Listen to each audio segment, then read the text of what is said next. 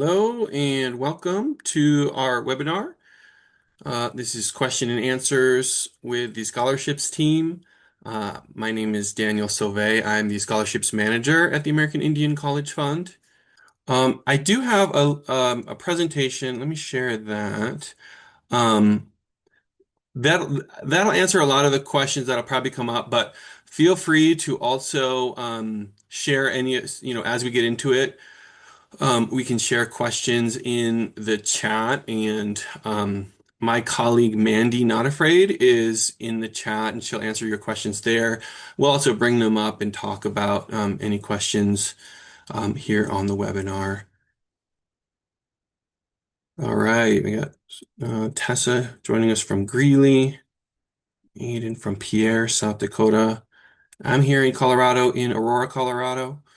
Again, those who just joined us, my name is Daniel Sauvé. I'm the scholarships manager at the American Indian College Fund. Our scholarships coordinator, Mandy Not Afraid, is in the chat. She'll answer any of your questions. Welcome in. All right. Well, we'll go ahead and get started. So, a little bit about the College Fund. About our scholarships program this past year, 25-26, we've awarded over $20 million to over 5,000 students. And then in addition to the financial support, all of our full circle scholars get coaching, access to a coach on our college success coach team. And they will offer guidance, support for those, whatever you're running into as you move throughout your educational career. And then we do have folks working on career development for when you're, moving from um, education or school into a job. They are there to support you in that transition. Just the basic eligibility criteria. So, our application, when you apply, you're really applying to many different scholarship programs. We currently have over 300 different scholarship programs. They all have their own unique criteria. This is the basic criteria. So if you meet these criteria, you should apply, and then we will match you with the programs that you're eligible for. So you should be a member of a federally or state recognized tribe, or be the have a parent or grandparent who is enrolled, and you should have at least a 2.0 cumulative GPA. You'll need to be enrolled full time, and that will be at an accredited not-for-profit school in the U.S. So if you have any questions about eligibility, feel free to drop those in the chat. We can go over those. We do award students in certificate, associate, bachelor's, master's, doctorate program, pretty much any program, degree or certificate program. The application process, the application is open now. You would want to apply by May 31st. So you got about 5 weeks from now to complete the application. The application does stay open after that, but the likelihood of being selected drops after that May 31st deadline. So if you're going to apply, I would suggest you do it by May 31st so that you get priority consideration for our scholarships for fall 26 or spring 27. And you just need to submit one application each academic year. So if you did apply for 25-26, you can go ahead and apply for 26-27 now.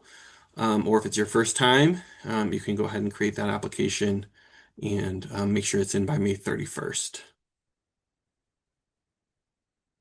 You'll just need a few documents before you get into the application. I think it goes more smoothly if you gather these so you're ready. So when you hit, these fields in the application process, you don't have to stop, go find these documents, and then come back. You'll have them all ready to go, and you won't lose your momentum in the application process. So those things are a digital photo of yourself. This is usually, a headshot, basically about what you're seeing of me here. Or, it can be another a photo of yourself, usually one that is, professional looking. It might be, you in your traditional clothing or regalia or in, business attire, whatever it might be. Doesn't need to be a professional photo, but it should be a good looking photo. We do discourage, selfies or pictures with a lot of filters or other like emojis on them, something that looks professional. I'll answer questions as we go if it makes sense. If there are questions that come up that I know I'm going to answer later, I'll just hold on to it for a moment. But I see Emmett asks here, I just completed an 80-hour peer mentor specialist that set me back financially. Could I get compensated for that state certification? We don't do any like reimbursement or compensation after that after a program. You would need to be for something that you were planning to enroll in for 26, 27. And then I would have to, I'd have to look at, this the school that you're going to, and we'd have to look at, whether you'd be eligible. I should mention, the only type of school that we cannot fund scholarships at, are for-profit schools. So I think it mentioned in the eligibility that they have to be not for profit, right? The next document that you would need is your proof of tribal enrollment or descendancy. So that can be your tribal ID or CIB or a letter from your tribe saying that you are enrolled. And then if you're basing it on a parent or a grandparent, you would just need their document and then your birth certificate showing your relationship to the parent, or then, to the grandparent. So you might need two birth certificates if you're going back to the grandparent.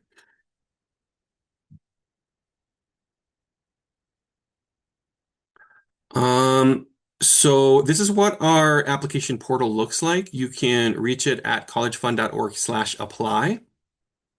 That'll take you directly to our portal.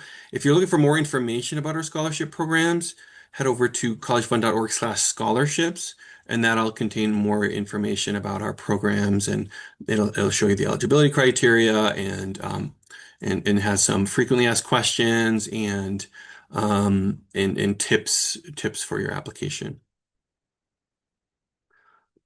When you get into the application, I always like to point out these three reflection questions that you'll come upon. This is the section of the application that makes up the biggest part of your overall score. When you submit your application, it is scored 3 times by 3 different folks in our committee. Our committee is made up of folks that are outside of our organization. Your applications are not scored by people within our organization. We bring on folks that are in higher education, native higher education. A lot of the time, folks that have worked with Native students in various capacities to score all of your applications. And we score them 3 times so that we kind of get an average score. And then within each of our scholarship programs, we sort them by highest score, and then we award, from the top of the list down till we've awarded all the scholarship spots for a given program, and then we move on to the next and continue down the list that way. And so, as I was saying, these 3 questions, your answers to these 3 questions, are what make up about 60% of your overall score, 20% each. You can score up to 20 points. And what I was just talking to one of our reviewers earlier today, actually, and we were just talking about, he had a question about AI and how do we advise students about AI? And we were talking about what reviewers are really looking for in the answers to these questions. And over again, reviewers tell us authenticity. They want to hear about what challenges you've overcome to attend college. What was the challenge? How did you address it? What was the outcome? And then what are your goals educationally and career-wise? What are you wanting to accomplish? And then what impact do you want to have? And they've said that even more so than, making sure everything is grammatically correct and, and stylistically, you know, um, exciting, that they're really looking for this substance of what you have to say and what, what your story is. They really want to know about your story. And so, we've found that AI can't really tell people's stories as well as you can as an individual who's had the life that you've had, and has the goals and the things that you want to accomplish, the impact you want to have. And so we steer folks away from AI and toward authenticity, toward a human, your human intelligence and your human experience, because that's really what's going to shine through in these reflection questions. That's what they really want to know about. AI has a way of just kind of averaging out, the answers, and so you won't really stand out, I think, if you're relying a lot on AI. But I wanted to point out these three questions. A lot of times it's good to maybe, prepare these, in a separate document, word processor document, have somebody look over it, have, somebody you trust give you some feedback, on it, somebody that knows you and knows your story. It was probably a good person to ask for some feedback on that. And that kind of leads us into some key tips. I kind of mentioned a couple of these already. Avoid using AI and have somebody else review your application. Those are tips that we found really help a lot, especially having somebody else review. I think, it's easy um, to get into, writing and feel like you've expressed yourself, and then somebody else was like, oh, there's something else you can add, or I didn't really get this part. Having somebody else review is really important. Um, and the other thing we said is apply as soon as possible. Like I said, we have 5 weeks left. Um, Apply as soon as you can. Please don't wait until the end of May. At the end of May, the last couple of years, we've gotten about half of our applications in the last 2 weeks of May. And so if you imagine, people, if you're running into an issue with the application, a technical issue, or you have a question about it, our team of 4 people is going to be a lot less available, when there are, 1,000 other students asking us questions at the same time. If you are working through it now and you're running into any issues, we're much more available to help out. Also, you're not going to be rushing, to get your application in. You'll have time to think through your essays, write out some rough drafts, let it sit for a little bit, let it marinate, and then come back to it, and give yourself time to really think through your answers on those. Um, and then also on our website, we have tips and frequently asked question pages, that you can review that I think are helpful as well. I think if we have time later, I'll bring up our website and we'll take a look at it. And then lastly, of course, reach out to the scholarships team. Like I mentioned, we're going to be a lot more available now than we will be toward the end of May.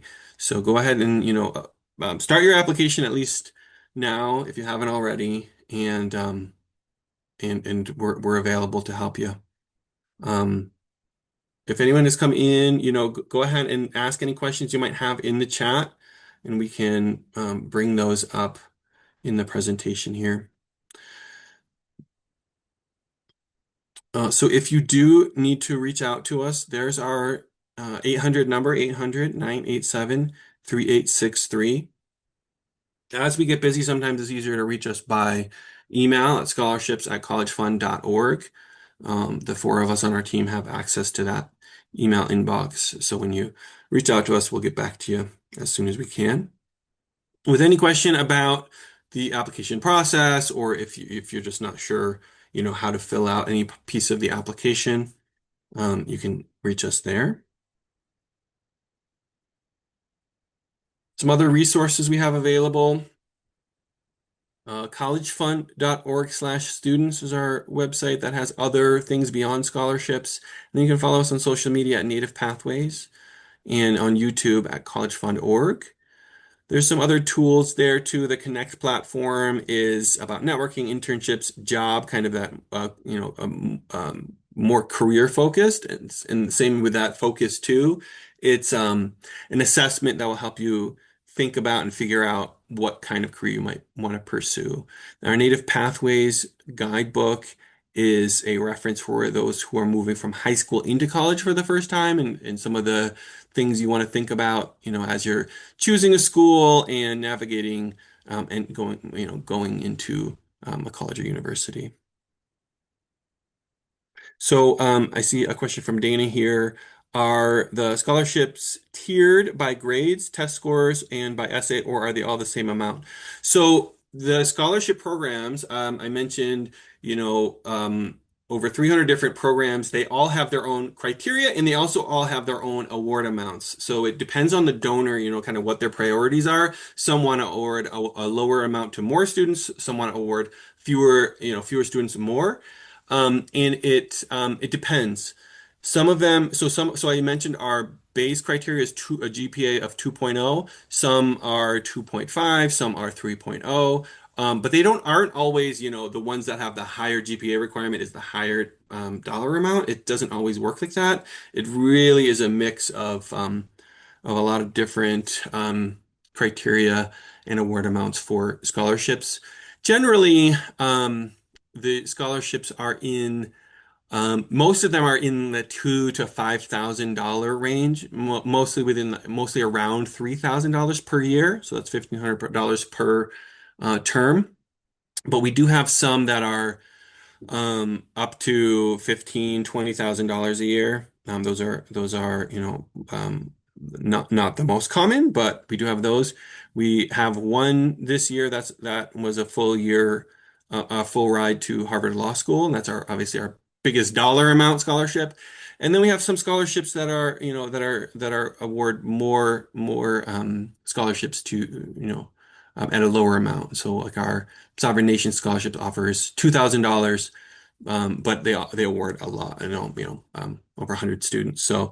Um, so I hope that answers the question. If there was more to that question, please let me know. How long is the wait for, or if awarded, the scholarship amount? So if you apply by May 31st, we do our awarding in June and July.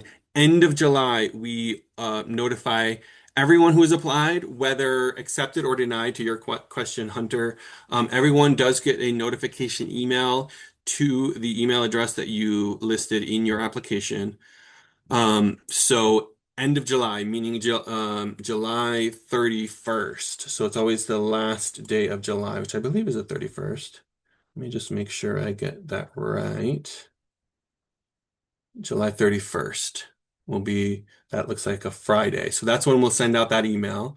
And that's when we'll let everyone know you were awarded, or if you're not awarded, we do keep your application on file, because what happens is we award out all of our scholarships. Somebody, ends up going, oh, I'm actually not going to go to school. I have changed my plans, or they're no longer eligible for whatever reason. And, they reported a GPA of 3.0 and it was 1.9 or whatever it was. We end up awarding additional scholarships later in the term. So, if you get in that initial email saying that you were not awarded, just know that we do have some scholarships that open up later on that you will be still considered for as we award those out. Dana mentions that that they are a former foster kid and live off the reservation. Will that affect me? Um, I mean, not on itself. There's no preference for whether you live on your reservation, or in urban or rural or suburban, where whatever the case may be. That won't that doesn't really affect you as much as what did that experience, what did you learn from that experience, or how did that affect your where you are in life and where you want to be and what you want to do. I think that's really part of that story that I think matters a lot more than whether you live on your reservation or not. That doesn't affect you. The thing that does, that you just need to be enrolled with your tribe, or have the documents of your parent or grandparent that were enrolled. Enrollment is really the only the tool that we use to determine who's eligible, because those are the tools that we have. We know that's difficult for folks who maybe were adopted or have other stories that make it difficult to enroll or get the documentation to enroll or demonstrate your descendancy. So yeah, Dana, you're enrolled, MHA Nation, no problem. Like to go to law school one day, awesome. We do have um, scholarships for different majors. So some donors want to support folks in certain majors or in certain groups of majors. So we have some that are like business major oriented or healthcare oriented. So definitely when you're filling out the application where it says major, please don't put other. Please put the um, the major that's in the form that is closest to what your major is. Even if yours is more specialized, and it's not listed there, choose one that's, maybe the more general umbrella under which your application or your major would fall, because that'll allow you to match to more scholarship opportunities. So that's my advice as you're filling out that. Try to avoid using the other selection on those. Choose the same with degree type. If you have kind of a specialized degree type that isn't in our data table for whatever reason, choose the one that is closest or makes the most sense that it would be related to, one of the majors that we have, or majors or degree types that we have offered there. Is there an engineering related scholarship? Yeah, there are several ones that focus on engineering related degrees. So absolutely, BS in aerospace engineering. Yeah, fantastic. Yeah, yeah, that would there would definitely be opportunities for you um, to be matched to some program there. Um, and I should say there are some scholarship programs that are just wide open, like that minimum criteria that I listed before, 2.0 GPA, enrolled or descendant, full-time enrolled, at a nonprofit accredited school in the U.S. There are some that's the totality of the criteria. There's nothing beyond that. That if you meet all that minimum criteria and you apply, then you could be eligible for one of those scholarships. So some are specialized, some have very, specific things that they're looking for, and some are wide open. They just want to support, native students. So that's kind of how that all works. All right, let's see.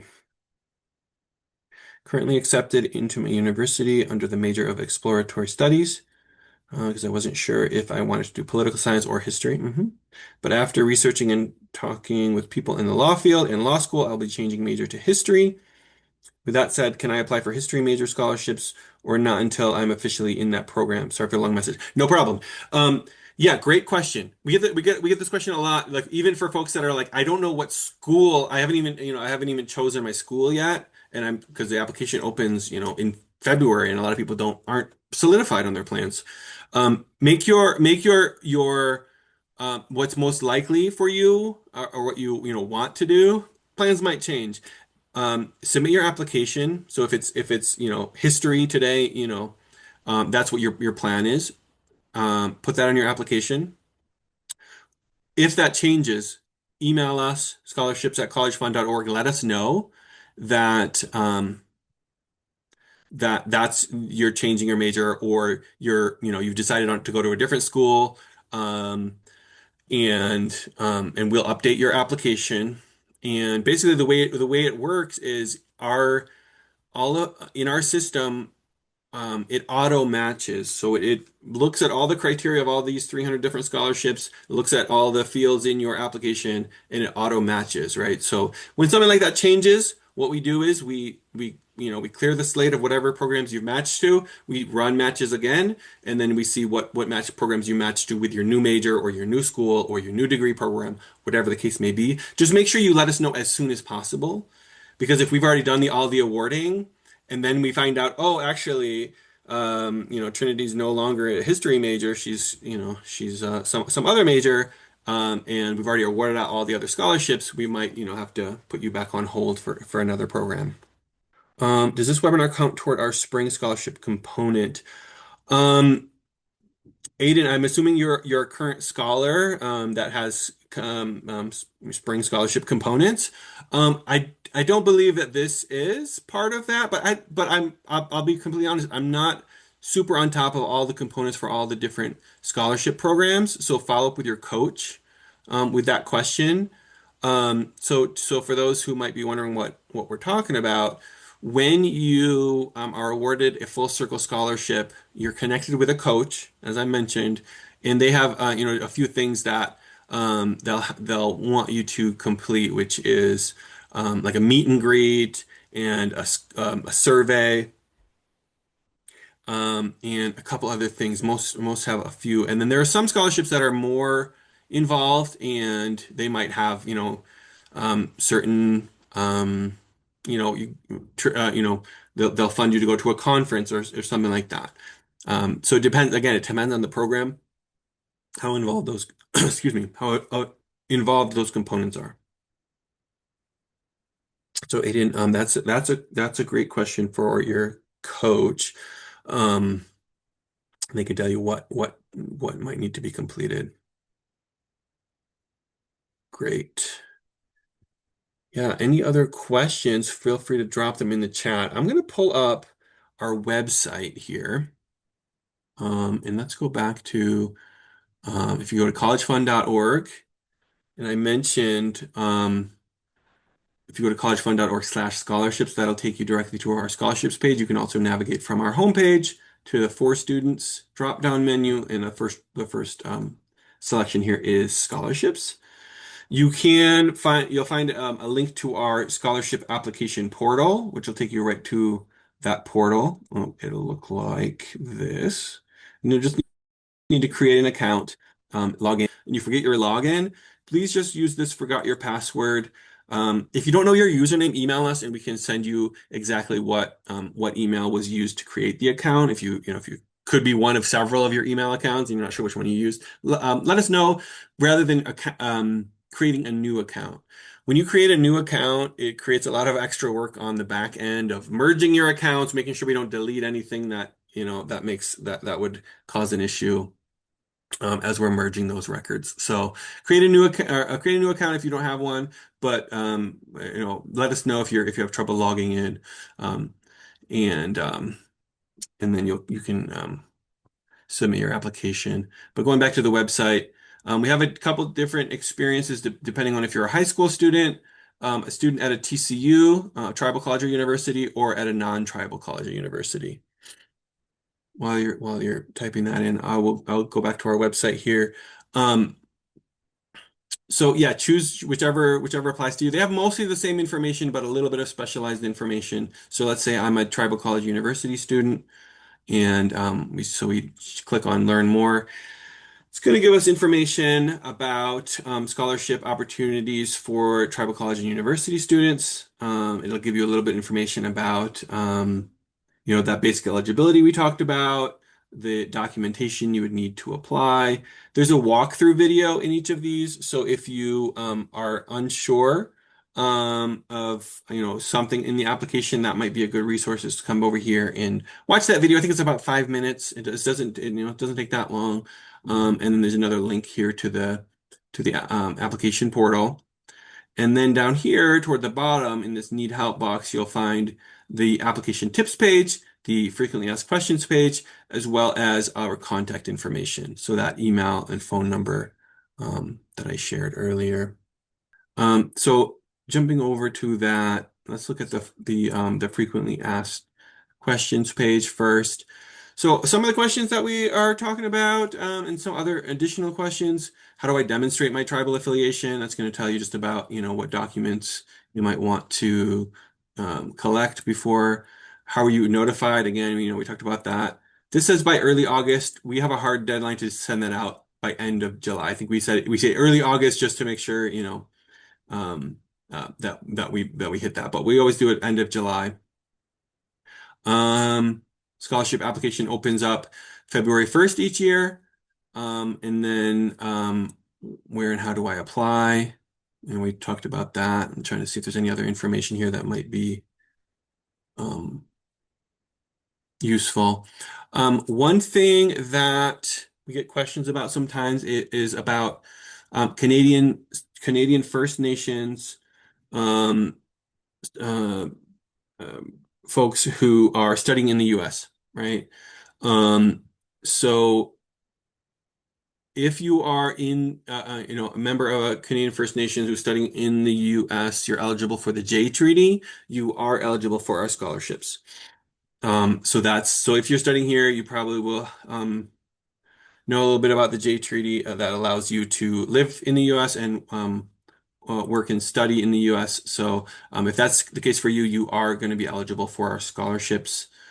We don't have all of the First Nations in our data table for tribes, so you might have to say other and then write it in, and then we'll once you've put it in there, we'll get it added to our data table. Um, okay, so half tuition paid, right? Okay. A scholarship is short from full. He's been trying and no financial aid. We've been trying and applying to as many scholarships as he can. Yeah. Um, yeah, so definitely encourage him to apply for our scholarships. We are all merit-based, not need-based. So, if you have other scholarships, it's not going to affect whether or not you're eligible for our scholarships or awarded a scholarship. We are just going off that score, like I mentioned, the score that your application receives based on your application that you submit. We're not looking also at financial need. So yeah, I always, encourage people to apply for as many scholarships as is reasonable. You can, and once you write out those essays, a lot of the questions across different applications are similar. You just want to craft it to make sure you're answering the exact question that they're asking you. You're answering that question fully. Um, but you can, reuse those some of that material. I mean, it's all, the important stories of your life that you're going to be kind of using, in multiple applications.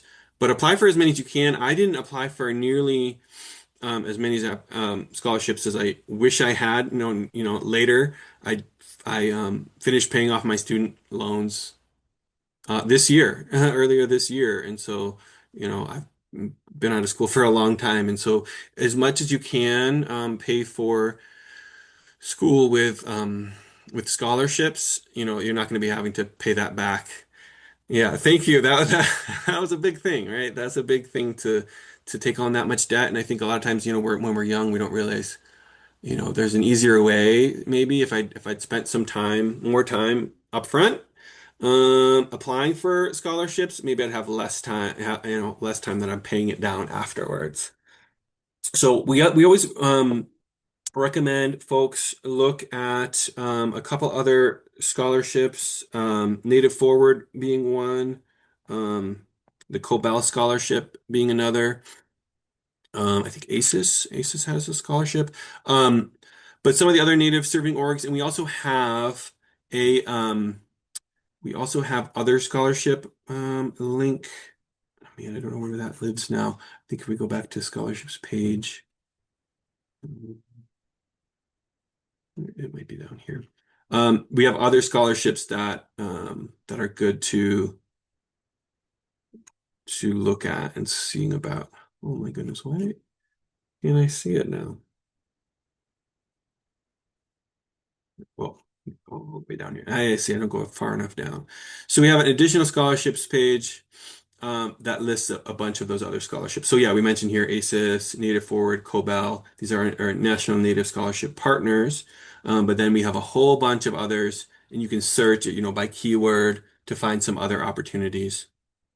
Yeah, Mandy, actually, I can just go ahead and grab that and throw it in here in the chat. That's for our external scholarships. I'll also put in here, let's see, let's do these FAQ. All right, let's look at the tips page. So then again, here's that walkthrough video. It's just a few minutes. It'll basically walk you through the application process. And then here are the tips listed here. What you'll want to do is when you get into the application, it'll be broken out into a few different sections. The application, your extracurricular activities, honors and distinctions, and then a resume. And you'll see resume here is optional. That's more for any career opportunities or internship opportunities. If you're interested in those, you can upload that. But For the application, applying for scholarships, you just need to complete the top three, the scholarship application, extracurricular activities, honors, and distinctions. Another tip I'll give is please don't for either of these, don't say there is an option you have to put at least one record, and some people will put, no activity to report. Um, you're doing something. There's something that you're doing outside of school. Each of us is doing something, right? Whether you're working, whether you're a parent taking care of children, whether you're helping take care of, your elders, your grandparents, or taking care of, babysitting your younger siblings, whatever it might be, that's something that has value. You might not think of it as, that's just like, oh, that's just my responsibility. That's just what I'm supposed to be doing. You're doing it. You're providing an important service in your community, right? When you're doing a lot of these things, but we don't always think about that's something that you would put on in an application like this.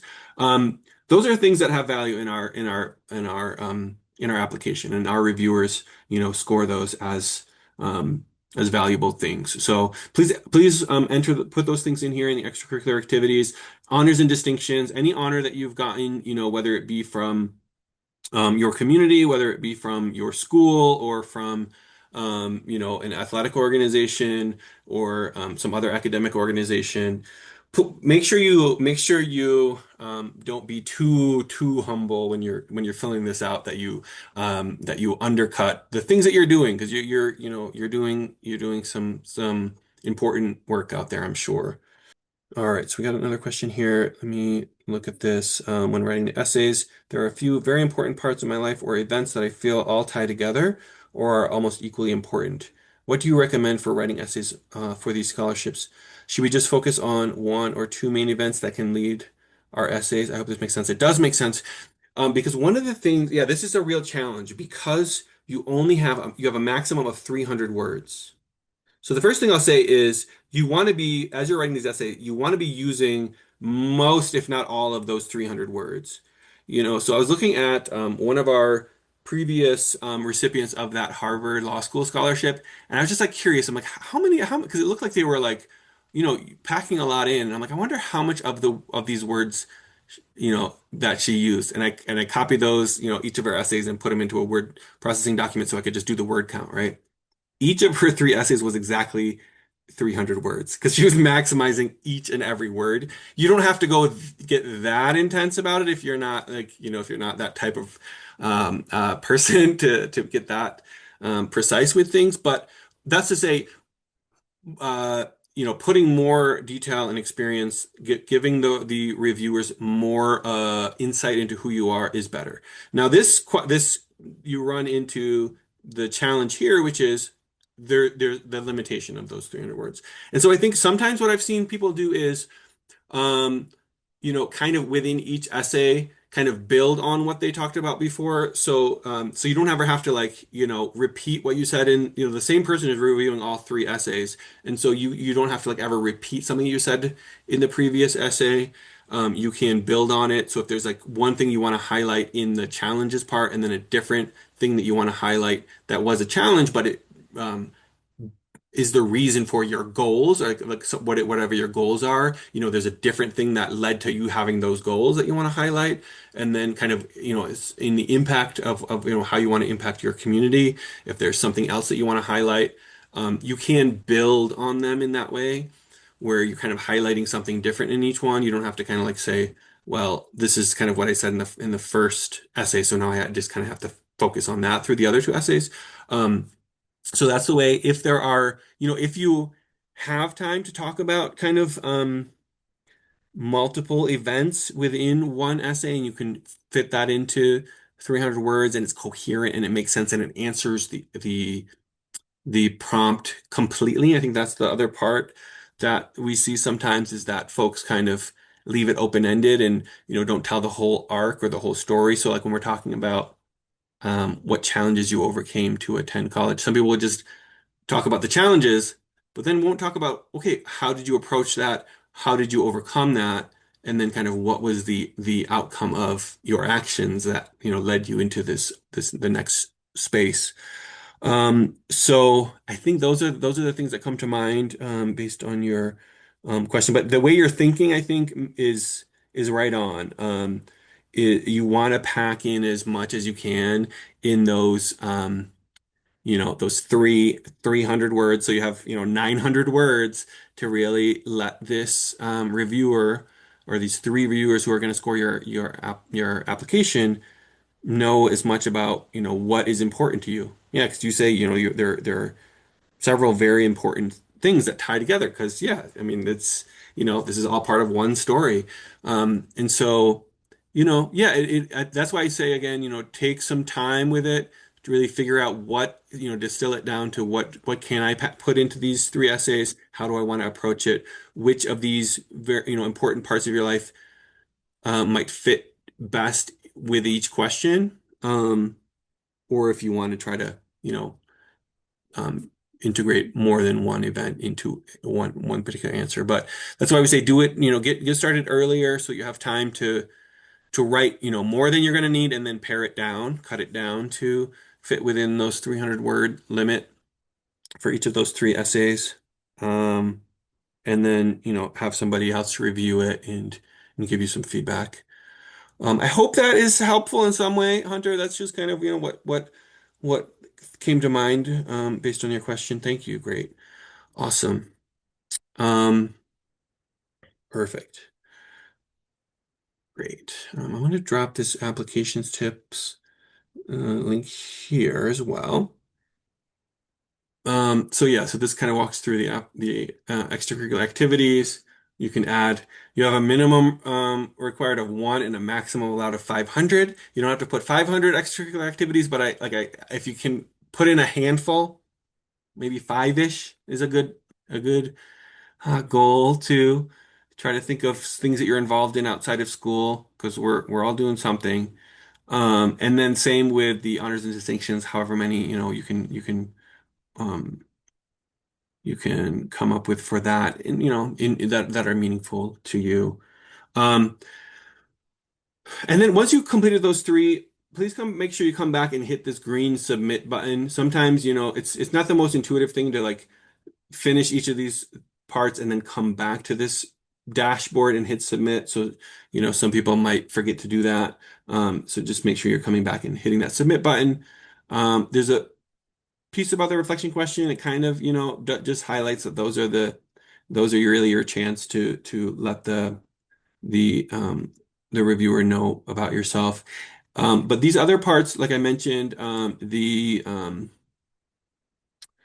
the extracurricular and honors and distinctions are another thing that are make up kind of the next significant piece of your score are those extracurricular activities. Honors and distinctions, don't skip those. Don't skimp out on those. Really spend time thinking about the things that you've done that you can include there. This mentions some things about formatting and editing. This is just some writing advice. Kind of basic, just thoughts about writing essays and there's a acronym here, prepped, that if you have time to look at this. What else? Photos, some things about photos that I think I covered most of these. Yeah, you don't want to necessarily be wearing ball caps or sunglasses or submitting a picture that's heavily pixelated or dark, hard to see. Um, yeah. And then I think I mentioned about updating your profile and your application. So once you submit your application, you're not able to update it. You can update your profile, which is basically contact information, demographic information, some things that aren't going to necessarily change from year to year. They might, but not necessarily. Whereas the application is more things about, specific to this academic year. Um, so the profile you can adjust if you want to like, have your email go to a different email address or a different phone number or whatever. If you haven't, whatever you want to update your contact information, you can do that on your own. If you have anything you want to change for your application for 26, 27 after you've submitted it, email us and we can get that updated on our system. Um, like I mentioned, that could have impact on your eligibility for scholarships. So you want to let us know as soon as possible so that we can consider you for scholarships that you're actually going to be eligible for. And then full circle scoring insights. I think I've covered most of the pieces of how that scoring process works and then how we use those scores to select applications to award. And then July 31st is when we will send out that announcement. So all that is contained here in the application tips page, and then I think we looked at the frequently asked questions page. So you can take a look at this too. One question that comes up sometimes is, well, what if I took a high school equivalency test, GED or high set? Um, in the application it'll ask for your GPA. Similarly, if your whatever institution does a GPA that's not a 4.0 scale, there are calculators online that you can use to convert a GED or a high set or another scale to a 4.0 scale because our process is all done with using that 4.0 GPA scale. So just calculate the equivalency of that and then use that for the 4.0 scale as the GPA that you use on your application. Does your transcript have to be official? Nope. We can take unofficial transcripts. If your school has, an online system that you can log into, and you can get it that way and download it from there. That's perfectly fine. You don't have to request a official transcript. You don't. That's not necessary. I mentioned we talked about if you don't see your tribe, major, or school as an option. Um, I want you to be very judicious in your use of the other selection because you're not going to get matched if you're choosing others. You're not going to get matched to anything that has a specific major requirement or anything that they're looking for a specific type of school or a school in a certain region or yeah, some have it like in a specific state. Um, if you're double majoring, you can only choose one. So you have choose you'll just have to choose one and put that in. We can only match you to one major. You can only enter one major in your application. Yeah, like I said, so if your major is not listed, you may choose a major that's closely related. That's a recommendation anytime you can. Like I mentioned, all of the federally recognized tribes are in here. So if you're a member of a federally recognized tribe and you're searching for your tribe and it's not coming up, it may be because sometimes our system is a bit slow in pulling in that information. So if you start typing in your tribe and it takes a little while for it to come up, there's a little wheel that might spin a little bit, and you're like, well, it's not there, so let me just choose other. Let it, give it, give it a few seconds, give it, 15, 20 seconds to find your tribe. Um, or it might be, I know for like, I think it's the some of the Minnesota Chippewa tribe, like there's different bands, right? And so some people will search their band, but in the system it might be like that overarching, you know, um, the name of the federally recognized tribe. So I would say, just search it a couple different ways until you find it, and give it a minute to pull up from our data table. But the other things for the major for the school, so for your school, we don't have all schools across the country in there. But the same way, type your school in. If you're going to a big university, it's most likely going to be in there. But if you're going to like a small local school, it might not. So you can choose other in that case, but make sure you put the name of the school and the state that it's in so that we can then add it into our data table. So then next time you apply, it's going to be there. I think we've gone over the rest of these questions. Like I mentioned, the only type of school that we cannot award at are for-profit schools or schools based outside of the U.S. That's what I should add. If you're enrolled at a U.S. institution but studying abroad, you can still be eligible. If your financial aid is going to go through your U.S. based school while you're studying abroad, I mean, you're still based at the U.S. institution, you're just studying abroad for a semester, you can still be eligible, and we can award you at your U.S. based school. Yeah, I think you mentioned you don't apply for any specific scholarship. You submit that one application, and it's going to consider your application for across our 300 different scholarship opportunities and match you up to anything um, that you're eligible for. There are additional scholarships for those students at tribal colleges and universities. There's going to be at each AHEC member, the American Indian Higher Education Consortium, 34 member TCUs.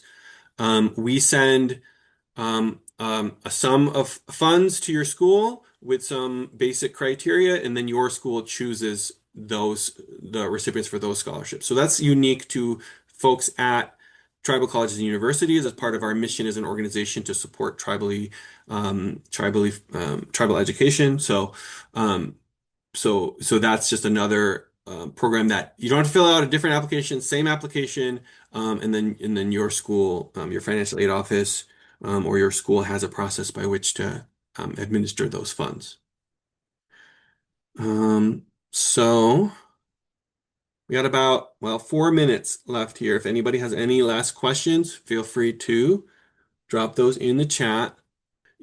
For the full circle program, you're only going to be matched to one scholarship per year. You're going to be matched to a bunch of scholarship programs, but you're only going to be awarded one, right? You're not going to be awarded more than one in the full circle. Now, if you're a tribal college student, like I just mentioned, we might award you a full circle scholarship, but then your tribal college might award you one of these TCU scholarships. So in that way, you could be awarded more than one scholarship, but we'll only award one full circle scholarship per student per academic year. Yeah, I didn't make that clear. Thank you for that. But most people, when you apply, you match to a bunch of different programs, right? Especially those ones that are very open, where it's just like if you meet that basic criteria, you're matched to this particular scholarship program. But then as we're going through the awarding process, once you're awarded one scholarship, then you're taken out of the pool for consideration for any of the other scholarships. Yeah, good question. Will the award scholarship be split into the semesters for a full year or whole for one semester? So we do split it fall and spring. So we have two disbursements. So, if you're awarded $3,000, you get $1,500 in the fall, $1,500 in the spring. Um, so for those on like a quarter system, it gets a little tricky because we still just do two disbursements. You might have a fall, a winter, a spring. Uh, so basically, the winter and spring, you'll have to, mostly, d depending on your school, some schools will disperse those for the winter. Some will disperse them for the spring. Some they could, potentially, split it if there's, so you have some agreement with them on how to divide up your spring, what we call spring allocation, into the winter and spring. Do we have to apply again next year or will be awarded annually? You do have to apply each year. If you are awarded, so anybody who's awarded 25, 26, that applies by May 31st, they're automatically prioritized for a renewal for the next year. As long as as long as a donor keeps funding that same scholarship, we want to keep you in the same scholarship program year to year. If a donor decides, oh, actually, we're not going to fund the scholarship this year, we will do our very best to find a different opportunity for you if you were awarded, a scholarship the year before. We can't make promises for renewal from year to year, but we're often able to find another program if a funder does not fund the scholarship for the next year. But yeah, but you do have to submit another application each academic year. If I already applied designating a non-native school, can I change my application and transfer to a native college? Yeah, of course. Anytime. And whenever you have decided you're going to go to a different school, let us know. We'll make the update. Like I said, we'll rerun their matches. So if there are scholarship programs that, weren't awarding at the other school, but now you're eligible at the new school. When is the best time frame to apply? Um, Now, like I mentioned, we're very soon going to get into May, which is when our application numbers really spike. As you get toward the end of May, the graph of applications really ramps up, up to the last hour of the last day that the application is open. Um, so it is open till midnight, May 31st, mountain, that's mountain time. Don't wait until then. So that's why, I'm recommending if you haven't already applied, apply now. Um, because then you'll have more time to work on it, more time to reach out to us if you need anything, if you have any questions. So I'd say, if you haven't started or haven't submitted it yet, do it in the next couple weeks. Take your time with it, but don't wait till the end of May. Our application does open up at the beginning of February. So you can anytime from February um, through April, I would recommend, but if you do end up getting into May and you're still, you haven't done it, better to do it than not, better late than never. Um, but there isn't really there's not necessarily an advantage of whether you apply, February 1st when it immediately opens or mid-April. There's not really a difference. It's not like a first come, first serve type of application where you get preference the earlier you apply, but we do recommend applying toward the front end of that application period. Um, so that you're not feeling rushed and you have access to us throughout that time. All right, folks. Well, we have reached the end of our time together. If you have any additional questions, you can email us the our contact information there. I'll answer this last question here, Rebecca. Do high school students get awarded money if they are in college courses in high school? Only if they're enrolled full time. My daughter is doing concurrent enrollment. She's in high school taking college classes. She's not enrolled full time. So you would have to be enrolled full time um, if you're doing that concurrent enrollment. Thank you all for joining us. Really appreciate your time. Let us know if you run into any questions.